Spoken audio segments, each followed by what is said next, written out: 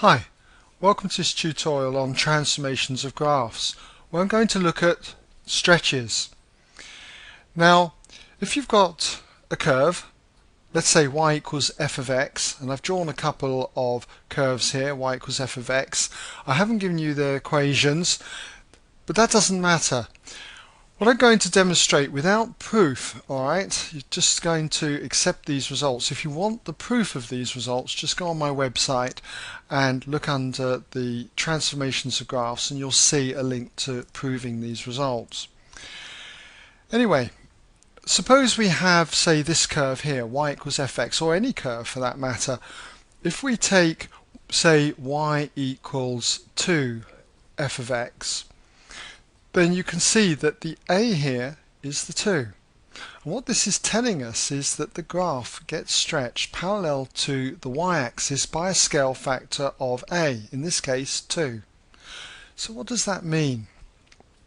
Well, if we take, say, some key points on this curve, this point here for instance, if we stretch its scale factor of 2 parallel to the y-axis, because it's 2 units below the x-axis, we now double that distance and it becomes -4. So we're going to have a point there. Take this point for instance, this is 1.5 units below the x-axis, so if we double that, that's going to be 3 units below the x-axis, so it's going to be there. This is a special point as well, point on the x-axis.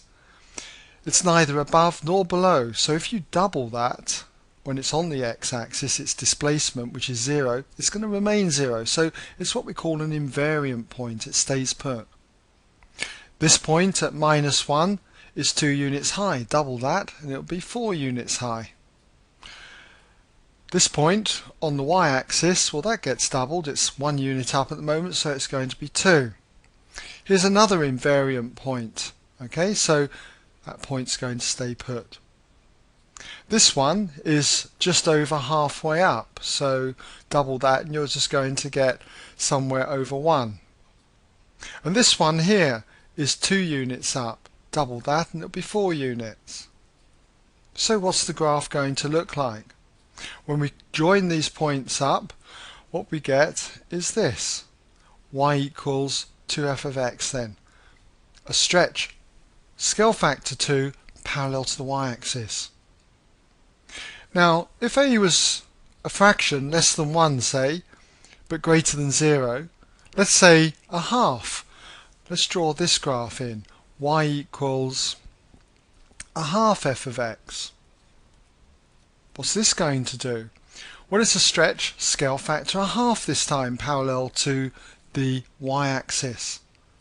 So if we're looking at points again, what we've got is, say, this point, which is 2 units below the x-axis. We halve that, so it becomes 1 unit below the x-axis.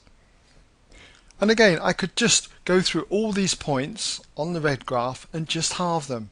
This point stays invariant, for instance. This point that's 2 units up now is halved, is 1 unit. This point on the y-axis is halved, it's there. Another invariant point there. And this point on the end is 2 units up, so that's halved. And if we join these points up, the curve that we get then is essentially y equals a half f of x. Now, as I say, this would apply to any graph, okay? When you multiply it by a number in the front, it produces a stretch then. Scale factor exactly the same as that number that you've got in the front, parallel to the y-axis. Okay, we'll move on now to another type of stretch, and this time it's a stretch parallel to the x-axis, but this is slightly more complicated. What happens here is that if we have a graph, say y equals, let's say, f of 2x.